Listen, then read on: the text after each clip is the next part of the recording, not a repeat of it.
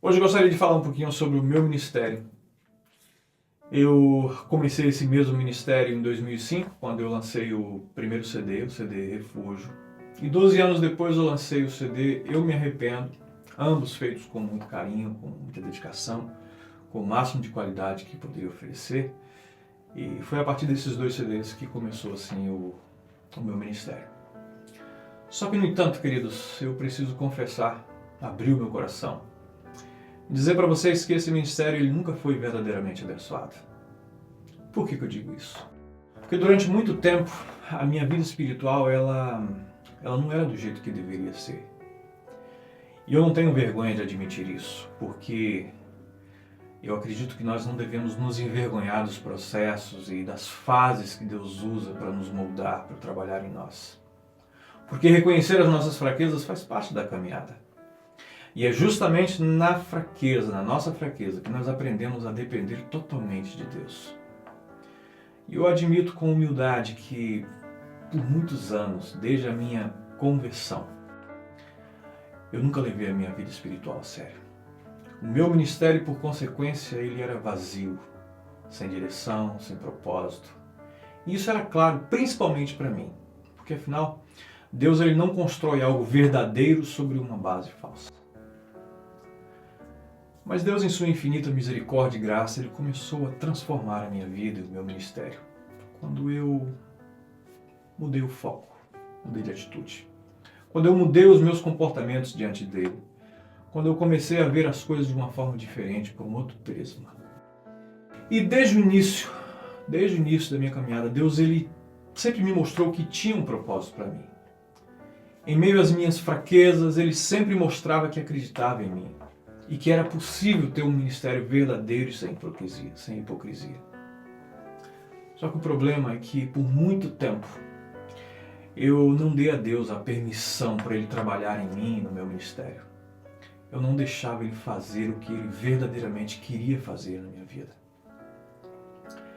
E por Deus ser um Deus que respeita as nossas escolhas, Ele não força nada. Enquanto isso, eu seguia levando a minha vida de mentiras, ia na igreja apenas para cantar, mostrar a minha voz, mas nunca me alimentava de verdade da palavra, porque a minha vida era um vazio.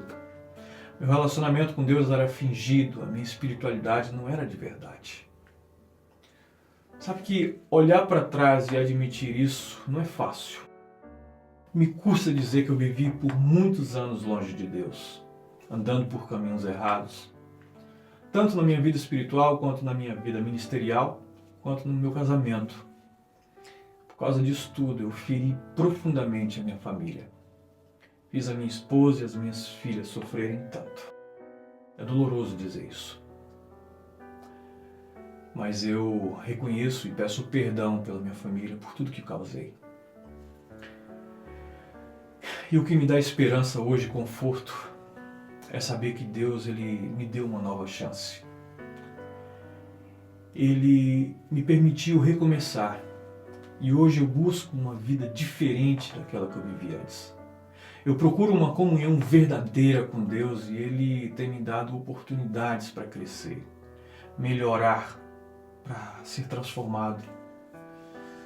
E o mais importante para mim hoje, mais do que qualquer opinião humana, é saber que Deus ele ainda acredita em mim. Isso é maravilhoso. Ele me chamou um dia, eu acredito. E mesmo quando eu virei as costas para Ele, Ele nunca desistiu de mim. E hoje eu reconheço que Ele tem apostado em mim.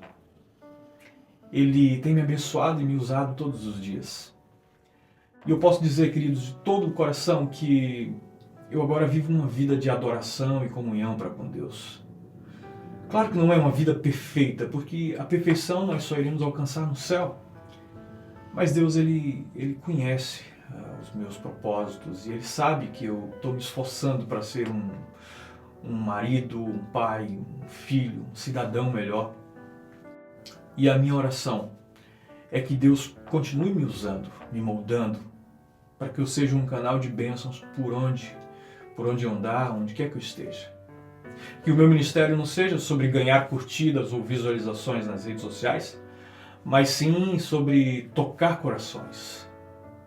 Até porque nós podemos alcançar bilhões de visualizações e ainda assim sermos vazios, sem ninguém sendo realmente tocado e transformado.